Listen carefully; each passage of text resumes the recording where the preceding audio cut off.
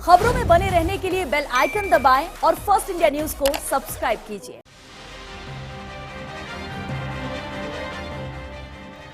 बसों पर तकरार, बेबसी पर रार, लेकिन उठता है सवाल कि आखिर कब खत्म होगी ये राजनीति?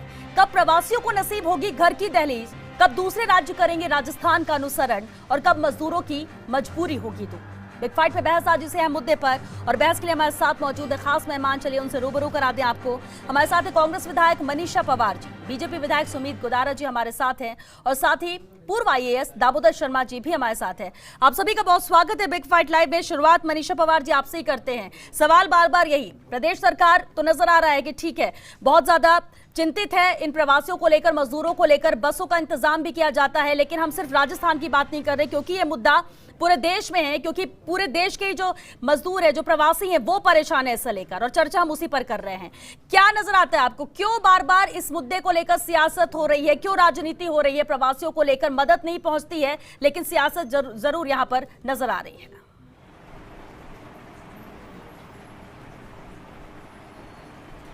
श्वेता जी, सबसे पहले तो सभी को मेरा नमस्ते। जिस तरह आपने कहा कि केवल राजस्थान की बात नहीं है, पूरे देश भर की बात है।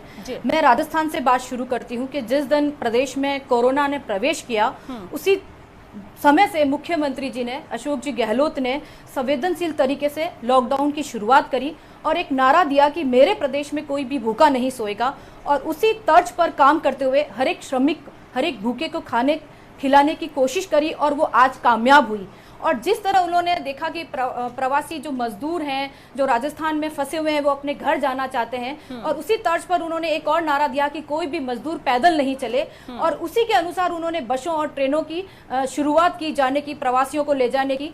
जिस तरह मैं अपने जोधपुर की अगर बात करूं, जोधपुर की विधायक हूं, यहाँ 5000 से ज्यादा मजदूर यूपी निकल गए हैं। आज उत्तराखंड की बसें रवाना हुई, बिहार भी हमने 24-25 तारीख को हम बिहार की भी ट्रेनें जाएगी, बंगाल की भी बसें शुरू होगी।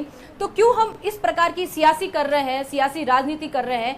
जो दूसरे राज्य है वो क्यों नहीं चाहते कि जो हमारे मजदूर हैं, जो घर की ओर पलायन कर रहे हैं, वो अपने परिवारों से मिलना चाहते हैं, अपने लोगों से मिलना चाहते हैं, उनको मिलने दिया जाए। जब कोई मेहनत कर रहा है, मजदूरों को घर ले जाने की कोशिश कर रहा है, तो कहाँ जरूरत है? जब प्रधानमंत्री जी कहते हैं मिलकर काम करेंगे, हमारे मुख्यमंत्री जी कहते हैं मिलकर मनीषा जी, बात वही है कि बातें सब कह रहे हैं, मिलकर काम करेंगे, सब साथ हैं, कोई सियासत नहीं। ये मुद्दा ऐसा है कि इसमें हम पार्टी की बात नहीं कर रहे, कोई क्रेडिट की बात नहीं कर रहे, सबको एक साथ होकर मदद करनी है, बातें यही हो रही हैं। लेकिन जमीनी स्तर पर कितना काम हो रहा है, कितनी मदद हो रही है, और क्यों सियासत हो रही है, यही सवाल यहां पर उठ रहा है।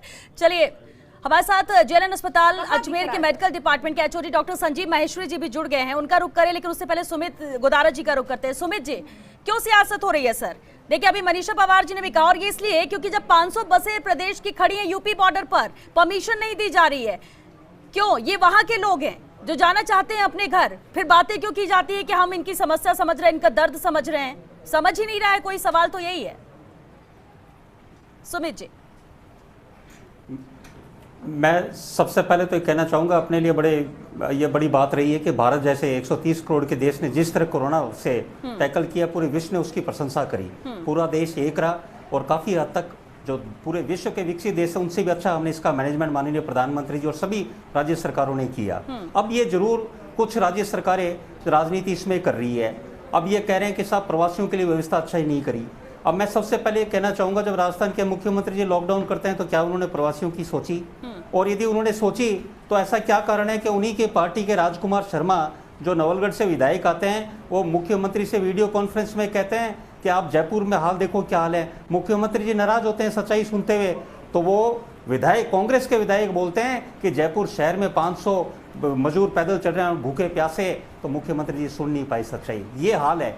और अपन बात कर रहे हैं देश की, राजस्थान में की राजधानी जयपुर में ये हाल है। जो बसें खड़ी है उसका क्या? जो बसें खड़ी है उसका क्या? देखिए, अब अगर नेगेटिव चीजें, सुमित जी, ऐसे में आप सिर्फ ये बातें रखकर विपक्ष की जो भूमिका है उसे दरकिनार नहीं किया जा सकता है। सुमित जी, बात सुनिए, आपने चलिए गिना दिया कि राजकुमार शर्मा ने जो कहा उस पर भड़क गए, नाराज हुए, जो भी हुआ। अभी मौजूदा स्थिति क्या है? बसों का अरेंजमेंट किया जाता है, बॉर्डर पर रोक दिया जाता है। राज्यों में जब तक सामंजस्य नहीं होगा, जब तक राज्य राजी नहीं होंगे, कैसे पहुंचेंगे मजदूर? बसों का रुका जाता है तो ये क्या कारण है?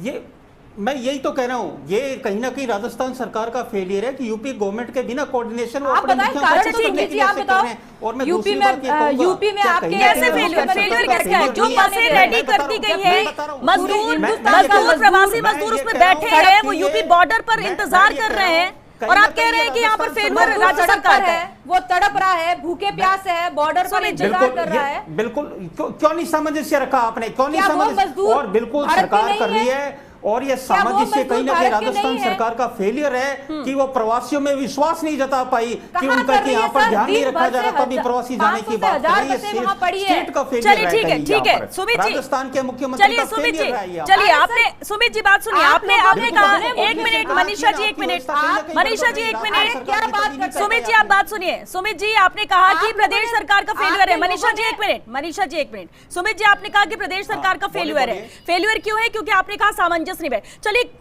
किसी राज्य के मुख्यमंत्री या किसी राज्य में की व्यवस्था की आप तारीफ करेंगे जहां पर ये सब इंतजाम किए गए हो। बताइए कौन सा राज्य? राजस्थान में फेलियर आप कह रहे हैं, कौन सा राज्य जरा आप ही बता दीजिए। ये सभी राज्यों में फेलियर है, सभी मुख्यमंत्री। राजनीति का विषय नहीं, मैं ये कह रहा हूं कि जब मिनिस्ट्री ऑफ होम अफेयर्स का एमएचए का जब ये निर्देश है कि दोनों राजस्थान जो भी सरकारें आपस में सामंजस्य बसों का भेजने का करे, तो कहीं ना कहीं गलती हुई है कि यहाँ से सामंजस्य आपने रखा नहीं और सीधी बसें भेज दी। आप बात करके रखते, कौन सरकार मना करेगा? और मैं ये कहता अच्छा चलिए, अब तो बसें खड़ी है, अब तो पहुंच गई है बसें। लॉकडाउन अब कैसे सॉर्ट आउट हो, उनको बुलाते हैं, कैसे सॉर्ट आउट हो, ये भी तो सवाल है। सुमित जी आपको बात सुनना भी पड़ेगा। लॉकडाउन करा तो सबसे पहले सुमित जी आप अपनी बात रखिए सर, लेकिन आपको बात सुनना भी पड़ेगा। सवाल अगर होंगे तो उसका जवाब देना भी पड़ेगा। बीजेपी को आप रिप्रेजेंट कर रहे हैं, प्रदेश में विपक्ष में, केंद्र में सरकार है, और ऐसे में जवाब देने के लिए आप उनके रिप्रेजेंटेटिव हैं। चलिए आप रुक करेंगे, वापस आपके पास रुक करेंगे। दामोदर शर्मा जी का रुक कर लेते हैं, पूर्व IAS है दामोदर शर्मा जी। बड़ी जिम्मेदारी ऐसे में अधिकारियों की भी होती है सर, लेकिन अभी प्रवासियों को लेकर जिस तरह से सरकारें कदम उठा रही हैं, राज्यों के बीच में सरकारों में समन्वय नजर नहीं आ रहा। यही वजह है कि हम भरतपुर के बॉर्डर पर देखिए यार, यूपी के बॉर्डर पर देखिए, बसें इंतजार कर रही हैं, वो अपने मजदूरों को भी अंदर एंट्री नहीं दे रहे हैं। अब ऐसे में अधिकारियों की भूमिका क्या होती है? वो तो परमिशन के लिए इंतजार करते हैं। और इस पूरे सिनेरियो को आप कैसे देखते हैं दामोदर शर्मा जी? कहां कमी नजर आ रही है?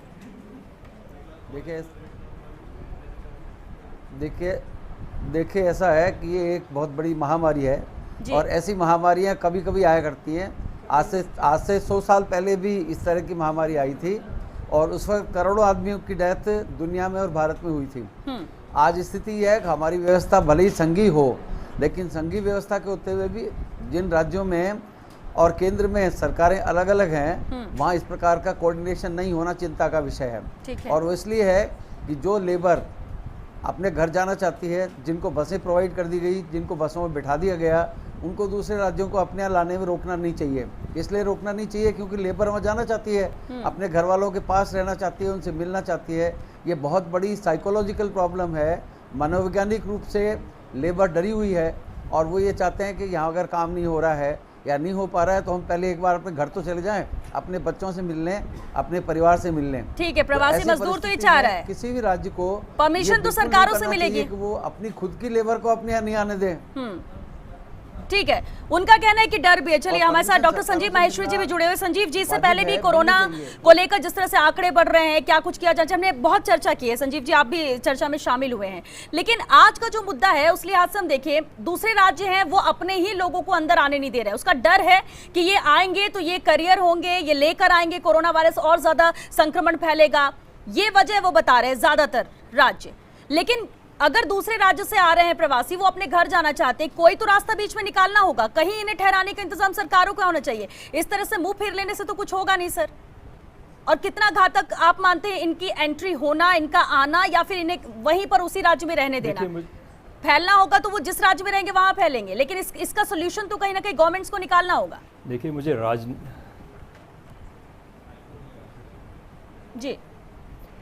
मुझे राजनीति या ज़्यादा मतलब इसके बारे में, ब्यूरोक्रेसी के बारे में ज़्यादा पता नहीं है। जी। मैं इसको सिर्फ मेडिकल पॉइंट ऑफ व्यू से देखता हूँ। इसके दो एस्पेक्ट हैं, एक फिजिकल एस्पेक्ट है, एक साइकोलॉजिकल एस्पेक्ट है। फिजिकल एस्पेक्ट ये है कि ये जो भी प्रवासी मजदूर हैं ये एक क्लस्टर में रहते हैं, क्योंकि इनके पास ज़्यादा साधन नहीं है, इसलिए झुग्गी झोंपड़ियों में रहते हैं या क्लोज एनवायरनमेंट में रहते हैं। ये हमें पता है कि इस बीमारी का इन्फेक्शन जो है वो क्लोज एनवायरनमेंट में रहने से ज़्यादा होता है, इसलिए डेफिनेटली इनमें संक्रमण की संभावना ज़्यादा है, पहली बात। दूसरी बात, चूंकि अपना घर छोड़ चुके हैं और यहाँ से वहाँ जाने में इनको कई जगह रुकना पड़ेगा, कई रातें कहाँ से कहाँ बितानी पड़ेंगी, इसलिए इनकी इन्फेक्टिविटी दूसरे लोगों से इन्फेक्ट होने की और ज़्यादा हो जाती है। तो ये निश्चित है कि इनको संक्रमण की संभावना ज़्यादा है।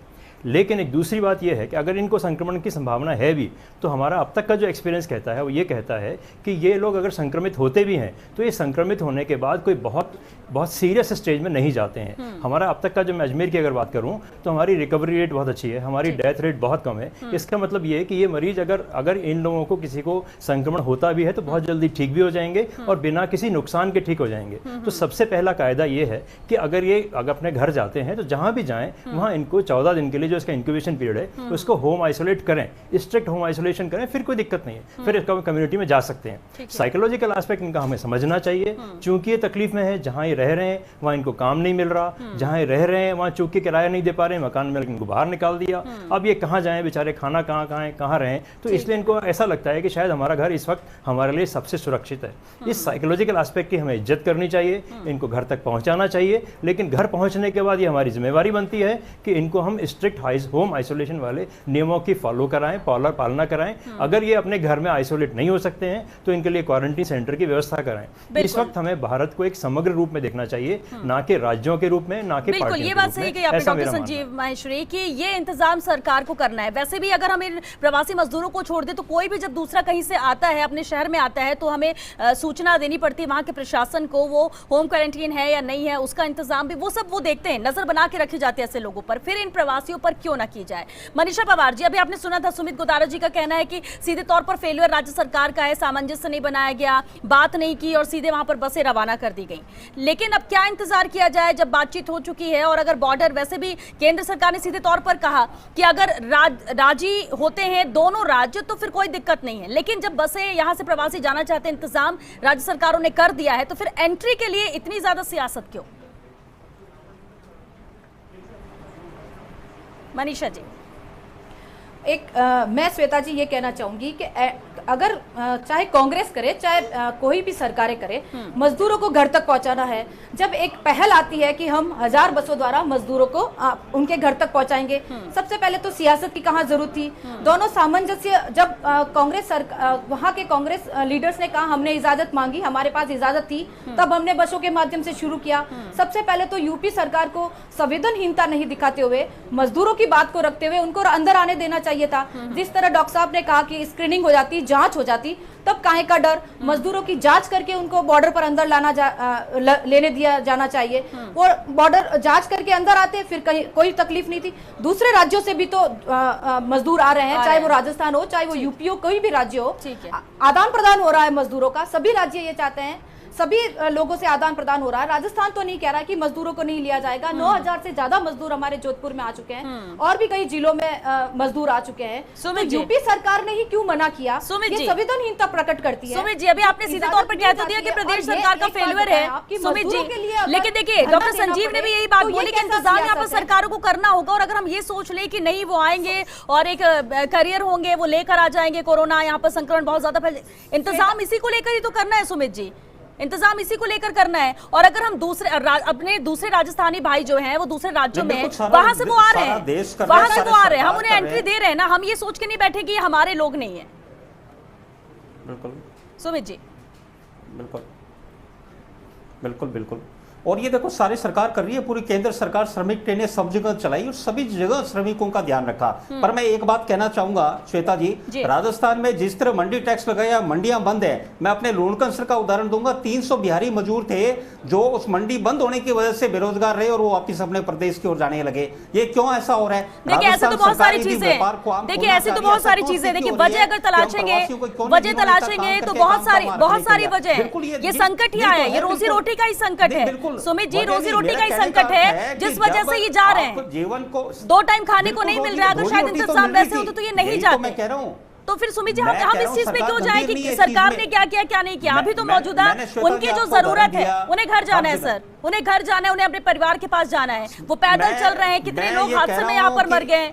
ऐसे नहीं पूरे आज पूरी जी बिल्कुल ये बिल्कुल तो श्रमिक ट्रेन और सब जगह सरकारें कर रही है। आप यूपी का एक उदाहरण की यदि कोई अपने दिल्ली में बैठे मुखिया को खुश करने के लिए इसे करना चाहे तो उसके लिए कोई राज्य सरकार, उत्तर प्रदेश अच्छा ठीक है, कल ही हम राजस्थान की बात नहीं कर रहे, कल अगर हम दिल्ली की बात करें, दूसरी जगह की बात करें सर। सुमित जी रजिस्ट्रेशन के लिए इतनी दिक्कतें हो रही है, 24 घंटे लाइन में लगे हुए। सुमित जी आप बात भी सुनिए, सुमित जी बात सुनिए।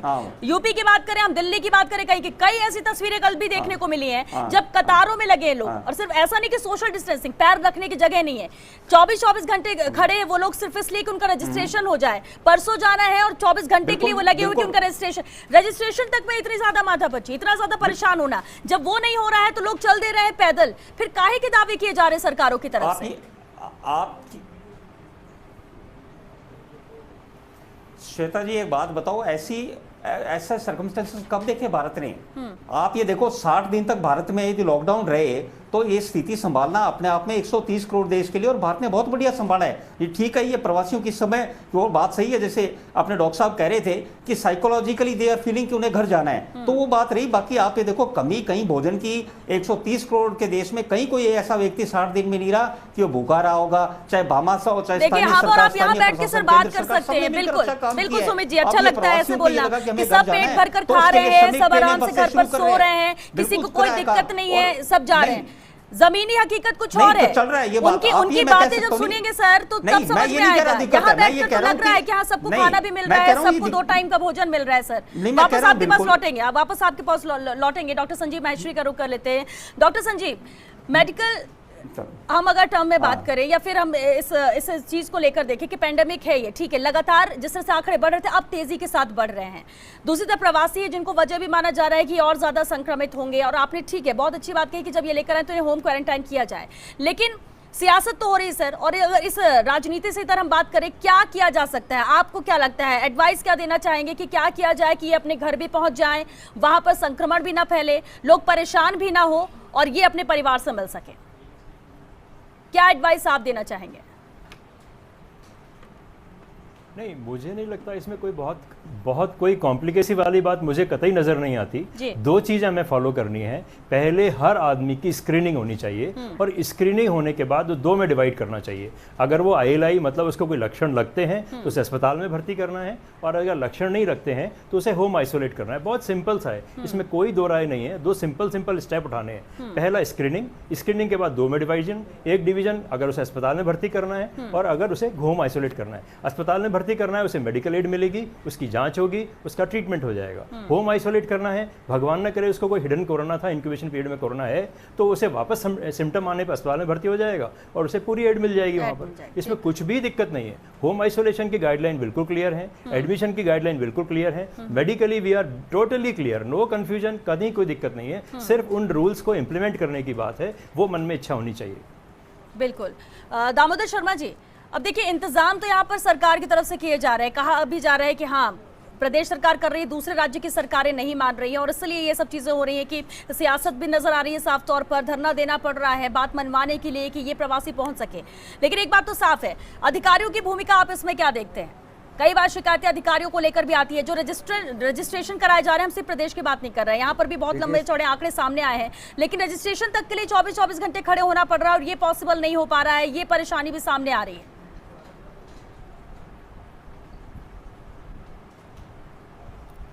देख ले, बात बिल्कुल सही है। अधिकारियों को इस वक्त ज़्यादा एक्टिव होने की ज़रूरत है, मुस्तैद होने की ज़रूरत है। रजिस्ट्रेशन करने के लिए तो बहुत सिंपल बात है, मैं कलेक्टर भी रहा हूँ, कमिश्नर भी रहा हूँ, ज़्यादा काउंटर खोले जा सकते हैं, और ज़्यादा काउंटर खोल के लोगों को 24 घंटे खड़े रखने के बजाय 6 घंटे में 8 घंटे में भी रजिस्ट्रेशन हो सकता है।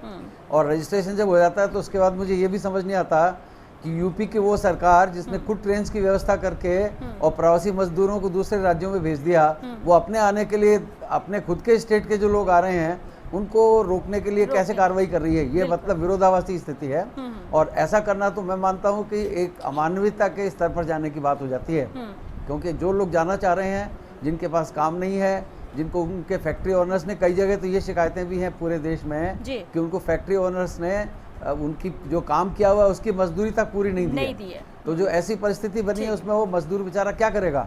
चलिए, और इसी परेशान वजह तो से है, मजदूर काफी परेशान है, ये प्रवासी परेशान है और कहीं ना कहीं ये चाहते हैं कि इसका सॉल्यूशन, इसका रास्ता सरकारें निकाले और इसलिए सरकार से ही इनकी दरकार है। बहरहाल वक्त खत्म हो चुका है। बहुत शुक्रिया आप सभी का इस चर्चा में शामिल होने के लिए। लेकिन सवाल ये कि मजदूर प्रवासियों को लेकर मुद्दा जरूर बनाया जाता है, मुद्दा बनाया जाता है, राजनीतिक रोटियां सेकी जाती है, इन तक मदद पहुंच नहीं पाती, किस तरह से परेशान हो रहे हैं। रोजाना तस्वीरें आती हैं जो दिल दहलाती हैं। लेकिन क्या वाकई में सबकी मंशा है कि इनकी मदद हो सके, इनको इनके घर तक पहुंचाया जा सके, या इससे भी ऊपर राजनीति है कि कहीं कोई इसका भी क्रेडिट ना ले ले और क्रेडिट को लेने के चक्कर में ही यहाँ पर ये सब चीजें नजर आ रही हैं कि बॉर्डर पर बसें रुकी हुई हैं, मजदूर परेशान हो रहे हैं, दूसरे राज्य परमिशन नहीं दे रहे हैं, कई जगह से ट्रेनें चल नहीं रही हैं, कई जगह से बसेस रवाना नहीं की जा रही हैं, और दूसरी तरफ अपने यहाँ के प्रवासी जो है उनको तो आप रवाना कर दे रहे हैं, लेकिन जो आपके यहाँ के लोग हैं वो आना चाहते हैं, उनके लिए आप बैरियर बन जाते हैं। ये कब तक चलेगा? सिर्फ कहने से काम नहीं चलेगा। यहाँ पर अगर वाकई में कुछ करना चाहते हैं तो सरकारों के हाथ में है और उन्हें इस पर डिसीजन लेना होगा जल्द से जल्द, ताकि ये